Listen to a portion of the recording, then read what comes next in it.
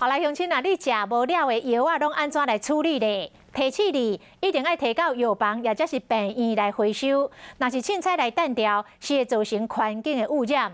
也搁有，这个慢性病的药啊，都食好完才搁去摕，这浪费药啊，嘛是一种的讨债。药啊是五花十色，只要身躯病痛，拢会到药局买一个便药啊，就希望讲这病痛拢会使治好，甚至以防万一，先将药啊买起来放，感觉上安尼较安心。验过才会食无了药啊安全处理。吃不完的药就放着啊。一般来讲，寄出来药啊，若毋是继续放呢，就是等伫垃圾桶。安尼造成环境污染，上好办法就是提去回收。不要直接倒入马桶或水槽，会造成环境的污染。这些医疗用品的废弃物其实都可以回收。将民众食无了药啊，一粒一粒掰开，搁等入回收桶，药师心内嘛真无奈。客人一次拿就是好几个月量的，他根本都没有吃到。